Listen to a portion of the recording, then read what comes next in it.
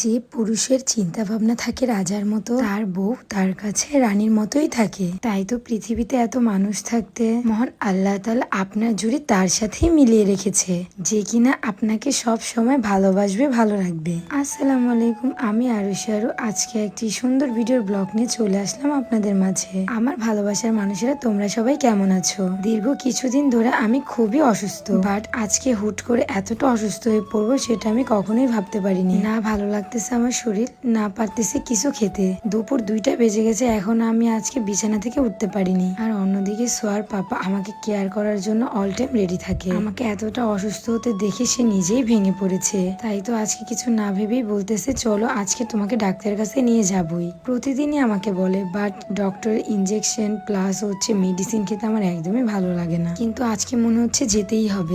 এই ঘরের ভিতরে কি করতেছো? হ্যাঁ, তোমার না অসুস্থ, তুমি না অসুস্থ বলে? অসুস্থ হয়েছে, এখন একটু ভালো লাগতেছে দেখি স্কিন কেয়ারটা করতেছি। মানে মানে জ্বর, মানে শরীর যতই খারাপ হোক স্কিন কেয়ারটা আগে করতে হইব না? মানে যত কিছু হয়ে যাক, এই গ্লাস স্কিন পার্ল নাইট ক্রিমটা দিতেই হইব। এটা দিলে কি হয়? এটা দিলে ফেস ইনস্ট্যান্ট 7 থেকে 10-এর দুধের মতো একদম ফর্সা করে তোলে, মানে ব্রাইট করে।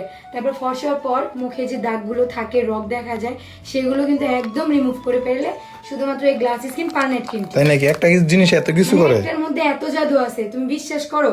আর যারা যারা ফর্সা হতে চাও তারা তো অবশ্যই এটা ইউজ করতে হবে। এটা কই থেকে নিছো তুমি? তোমরা পাবা হচ্ছে বিউটিয়াল কালেকশন পেজ থেকে। তাদের পেজটি ভিজিট করলে পেয়ে যাবা। তোমাদের সুবিধার জন্য আমি তাদের পেজ টিকটক আইডি মেনশন করে দিতেছি, এন্ড তাদের হোয়াটসঅ্যাপ নাম্বারটি হচ্ছে 01642127418। ওকে।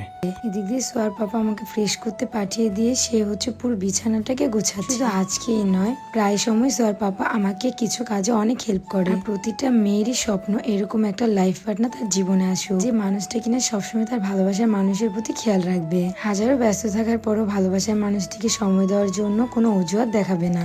আচ্ছা আপুরা, আপনারা অসুস্থ থাকলে কি আপনাদের হাজবেন্ড এভাবে আপনাদেরকে যত্ন করে? সোয়ার পাপা এটাও বলে, তুমি অসুস্থ থাকলে পুরো ঘরটাই কেমন যেন নীরব থাকে। আর আমি কার সাথে কথা বলবো তুমি যদি এভাবে চুপচাপ সবসময় শুয়ে থাকো? আমি যখন সুস্থ থাকবো সোয়ার পাপা আমাকে একটু শান্তিতে বসতে দিবে না। কোনো কারণ ছাড়া আমাকে এটা করতে বলবে, ওটা করতে বলবে, আমার সাথে খুনসুটি দুষ্টুমি লেগেই থাকবে তার। আর আজকে কেন জানি না আম্মুর কথা খুব মনে পড়তেছিল।